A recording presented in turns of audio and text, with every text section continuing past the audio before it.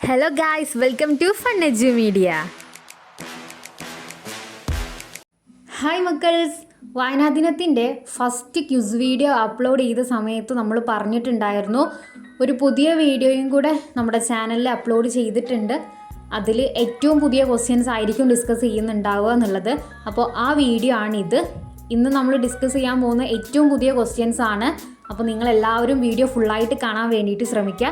ഇനി നിങ്ങൾ ആദ്യമായിട്ടാണ് ഈ ഒരു ചാനൽ കാണുന്നത് എന്നുണ്ടെങ്കിൽ നിങ്ങൾ ചിലപ്പോൾ ഫസ്റ്റ് പാർട്ട് വായനാദിന ക്വിസിൻ്റെ കണ്ടിട്ടുണ്ടാവില്ല. അതിൽ നമ്മൾ ഏറ്റവും പ്രധാനപ്പെട്ടതും ആവർത്തിച്ച് ചോദിക്കുന്നതുമായിട്ടുള്ള ക്വസ്റ്റ്യൻസ് ആണ് ഡിസ്കസ് ചെയ്തിട്ടുണ്ടായിരുന്നത്. അതിൻ്റെ ലിങ്ക് കമൻറ്റ് ബോക്സിലും ഡിസ്ക്രിപ്ഷൻ ബോക്സിലും നൽകാം. ഇപ്പോൾ നമുക്ക് എന്ത് ചെയ്യാം, ഏറ്റവും പ്രധാനപ്പെട്ട ക്വസ്റ്റ്യൻസ് നമുക്ക് ഡിസ്കസ് ചെയ്തു പോവാം. ഏറ്റവും റയർ ആയിട്ടുള്ള പുതിയ ചോദ്യങ്ങളാണ്. എല്ലാവരും ഫുള്ളായിട്ട് വീഡിയോ കാണാൻ വേണ്ടിയിട്ട് ശ്രമിക്കുക. എല്ലാവരും എഴുതിയെടുത്ത് പഠിക്കുക. അപ്പോൾ നമുക്ക് വീഡിയോയിലോട്ട് കിടക്കാം. ഒന്നാമത്തെ ചോദ്യം ഇതാണ്: അവസാനമായി ജ്ഞാനപീഠ പുരസ്കാരം ലഭിച്ചത് ആർക്കാണ്? ഈ അവസാനമായി എന്ന് പറയുമ്പോൾ അത് 59ാമത്തെ ജ്ഞാനപീഠ പുരസ്കാരമാണ് കേട്ടോ. ഉത്തരം വിനോദ് കുമാർ ശുക്ല. 2024 ജ്ഞാനപീഠ പുരസ്കാരം ആർക്കാണെന്ന് ചോദിച്ചു കഴിഞ്ഞാലും നിങ്ങൾ ഉത്തരം എഴുതേണ്ടത് വിനോദ് കുമാർ ശുക്ലയാണ്. ഏറ്റവും അവസാനമായിട്ട് ജ്ഞാനപീഠ പുരസ്കാരം ലഭിച്ച അദ്ദേഹത്തിനാണ് കേട്ടോ. പിന്നെ ഇത് അനൗൺസ് ചെയ്തത് 2025 മാർച്ച് 22-നാണ്. ഇത് ജസ്റ്റ് ഞാൻ കൊടുത്തു എന്നുള്ളൂ. അടുത്ത ക്വസ്റ്റ്യൻ: ജ്ഞാനപീഠ പുരസ്കാരം ആദ്യമായി ലഭിച്ചത് ആർക്കാണ്? ഉത്തരം ജി ശങ്കരക്കുറുപ്പ്. അദ്ദേഹത്തിൻ്റെ ഓടക്കുഴൽ എന്ന കൃതിക്കാണ് ജ്ഞാനപീഠ പുരസ്കാരം ലഭിച്ചത്. ആദ്യമായിട്ട് ജ്ഞാനപീഠ പുരസ്കാരം ലഭിച്ചത് ജി ശങ്കരക്കുറുപ്പ്. പ്രഥമ എഴുത്തച്ഛൻ പുരസ്കാരം അവസാനമായി, അതായത് 2024 ലഭിച്ചത് ആർക്കാണ്? പ്രഥമ എഴുത്തച്ഛൻ പുരസ്കാരം അവസാനമായി ലഭിച്ചത് ആർക്കാണ്? 2024 കേട്ടോ. ഉത്തരം എന്ന് പറയുന്നത് NS മാധവൻ. പ്രഥമ എഴുത്തച്ഛൻ പുരസ്കാരം ആദ്യമായി ലഭിച്ചത് ആർക്കാണ്? എന്താണ് ചോദ്യം? പ്രഥമ എഴുത്തച്ഛൻ പുരസ്കാരം ആദ്യമായി ലഭിച്ചത് ശൂരനാട് കുഞ്ഞൻപിള്ള. ആരാണ്? ശൂരനാട് കുഞ്ഞൻപിള്ള. ഡിജിറ്റൽ സാങ്കേതിക വിദ്യ ഉപയോഗിച്ച് പുസ്തകം വായിക്കുന്ന രീതി അറിയപ്പെടുന്നത് ഏത് പേരിലാണ്? ഉത്തരം ഈ വായന എന്ന പേരിലാണ് അറിയപ്പെടുന്നത് കേട്ടോ. അക്ഷരനഗരം എന്നറിയപ്പെടുന്ന കേരളത്തിലെ പട്ടണം ഏതാണ്? ഉത്തരം കോട്ടയമാണ് അക്ഷരനഗരം എന്നറിയപ്പെടുന്നത്. വായിച്ചു വളരുക, ചിന്തിച്ചു വിവേകം നേടുക, ഇത് ആരുടെ വാക്കുകളാണ്? ഉത്തരം PN പണിക്കർ. അക്ഷരം എന്ന വാക്കിൻ്റെ അർത്ഥം എന്താണ്? ഉത്തരം നശിക്കാത്തത്. മലയാളികൾ കർഷക ദിനമായി ആചരിക്കുന്നത് എന്ന്? ഉത്തരം ചിങ്ങം 1. കിളിപ്പാട്ട് പ്രസ്ഥാനത്തിൻ്റെ ഉപജ്ഞാതാവ് ആര്? ഉത്തരം എഴുത്തച്ഛൻ. മലയാളത്തിലെ ആദ്യ നോവൽ ഏത്? ഉത്തരം കുന്തലതയാണ് മലയാളത്തിലെ ആദ്യ നോവൽ. അഗ്നിസാക്ഷി എന്ന പ്രസിദ്ധ നോവൽ രചിച്ചത് ആര്? ഉത്തരം ലളിതാംബിക അന്തർജനം. എൻ്റെ നാടുകടത്തൽ എന്ന കൃതി ആരുടേതാണ്? ഉത്തരം സ്വദേശാഭിമാനി രാമകൃഷ്ണപിള്ള. PN പണിക്കർ ജന്മനാട്ടിൽ ആരംഭിച്ച വായനശാലയുടെ പേര്? ഉത്തരം സനാതനധർമ്മം. മലയാളത്തിലെ ആദ്യ വർത്തമാന പത്രം ഏത്? ഉത്തരം രാജ്യസമാചാരം.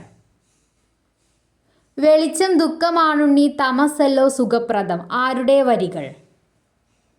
ഉത്തരം അക്കിത്തം അച്യുതൻ നമ്പൂതിരി.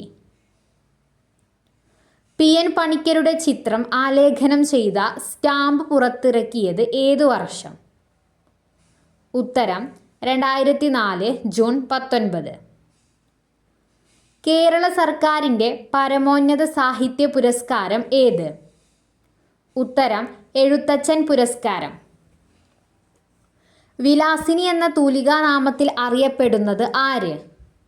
ഉത്തരം MK മേനോൻ. മലയാളത്തിലെ ആദ്യത്തെ യാത്രാവിവരണ ഗ്രന്ഥം ഏത്? ഉത്തരം വർത്തമാന പുസ്തകം. മലയാളത്തിലെ ആദ്യത്തെ ചെറുകഥ ഏത്? ഉത്തരം വാസനാവികൃതി. പ്രാചീന കവിത്രയങ്ങൾ എന്നറിയപ്പെടുന്നത് ആരെല്ലാം? ഉത്തരം എഴുത്തച്ഛൻ, ചെറുശ്ശേരി, കുഞ്ചൻ നമ്പ്യാർ. ശ്രദ്ധിക്കണം, പ്രാചീന കവിത്രയങ്ങളാണ് കേട്ടോ. അടുത്ത ക്വസ്റ്റ്യൻ, ആധുനിക കവിത്രയങ്ങൾ എന്നറിയപ്പെടുന്നത് ആരെല്ലാം? നേരത്തെ പറഞ്ഞത് പ്രാചീന കവിത്രയങ്ങളാണ്, ഇത് ആധുനിക കവിത്രയങ്ങൾ എന്നറിയപ്പെടുന്നത് ആരെല്ലാം? ഉത്തരം ആശാൻ, ഉള്ളൂർ, വള്ളത്തോൾ. ആശാൻ എന്ന് പറയുന്നത് കുമാരൻ ആശാനാണ് കേട്ടോ. അടുത്ത ക്വസ്റ്റ്യൻ, തുള്ളൽ പ്രസ്ഥാനത്തിൻ്റെ ഉപജ്ഞാതാവ് ആര്? ഉത്തരം കുഞ്ചൻ നമ്പ്യാർ. കുഞ്ചൻ നമ്പ്യാരാണ് തുള്ളൽ പ്രസ്ഥാനത്തിൻ്റെ ഉപജ്ഞാതാവ്. വാസനാവികൃതി എന്ന ചെറുകഥ രചിച്ചത് ആര്? വാസനാവികൃതി എന്ന് പറയുന്നത് നമുക്കറിയാം മലയാളത്തിലെ ആദ്യത്തെ ചെറുകഥയാണല്ലേ. അപ്പോൾ ഇത് രചിച്ചത് ആര്? ഉത്തരം വേങ്ങയിൽ കുഞ്ഞിരാമൻ നായനാർ. 1891 കേട്ടോ.